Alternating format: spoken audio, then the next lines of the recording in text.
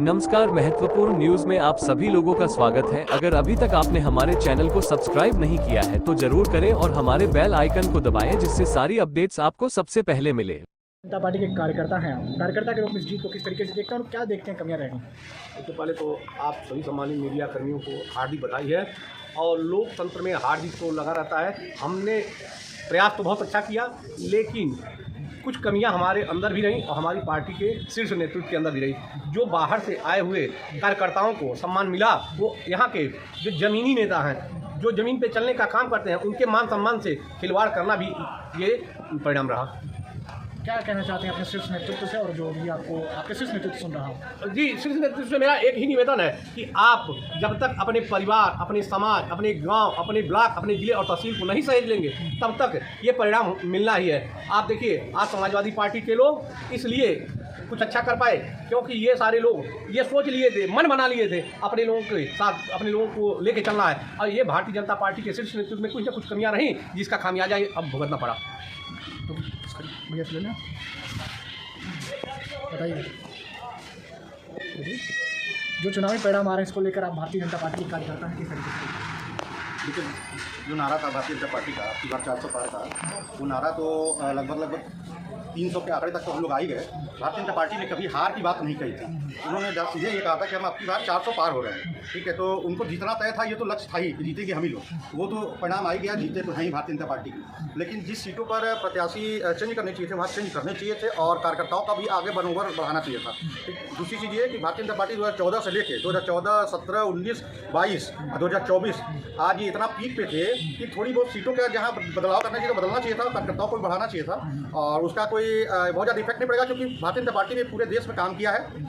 उत्तर प्रदेश में परम पूज्य महाराज जी ने भी काम किया है, तो और जितना भी जनसभाएं महाराज जी और मोदी जी ने की हैं, उसका ही परिणाम है कि आज भी भारतीय जनता पार्टी 300 के पार हो गई है।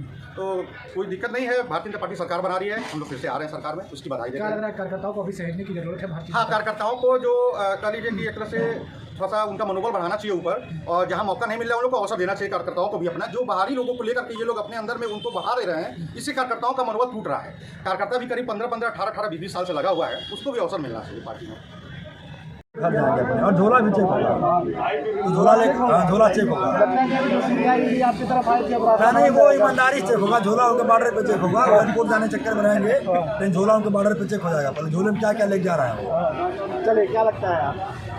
पूरे सब समाज के लोगों ने इंडिया गठबंधन को भर भर के उड़ दिया, इसीलिए आज समाजवादी पार्टी और कांग्रेस पार्टी की बहुमत की सरकार आने वाली है।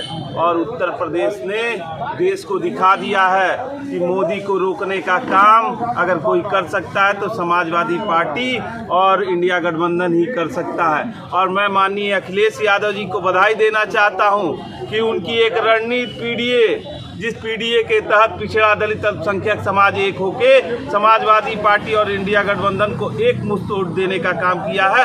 इसी के बदौलत आज समाजवादी पार्टी उत्तर प्रदेश में भाजपा को रोकने का काम कर रही है और सबसे बड़ी पार्टी समाजवादी पार्टी उत्तर प्रदेश में बनने जा रही है।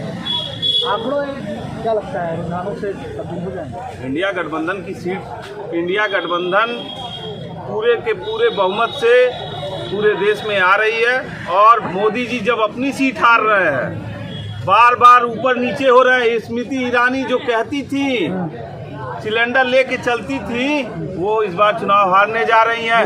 राहुल जी के पीए से चुनाव हारने जा रही हैं। मुझे दुख इस बात का है कि मोदी जी कहते थे 400 पार, लेकिन इस बार मुझे लगता है कि 400 हार होने वाली है भाजपा की।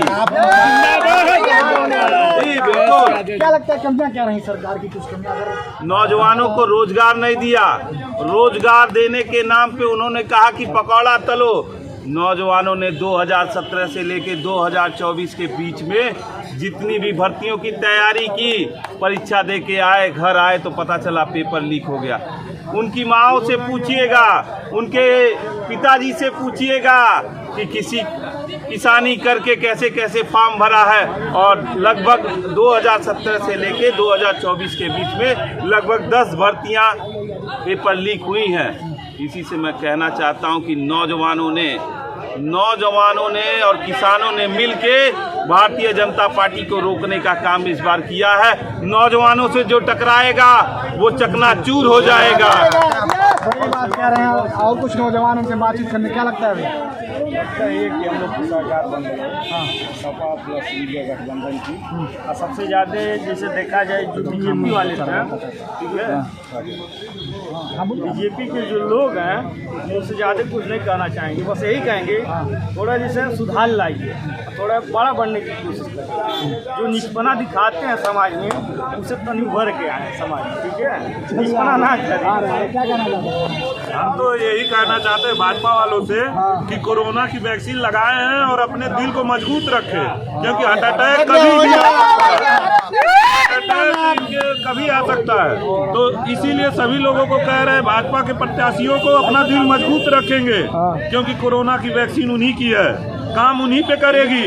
और इसी के साथ इस बार हम लोग पूर्ण बहुमत की सरकार बनाने जा रहे हैं, इंडिया गठबंधन सरकार बनने जा रही है, एकदम कंफर्म है। चलिए। तो कुछ समाजवादी पार्टी और कांग्रेस पार्टी के तमाम कार्यकर्ता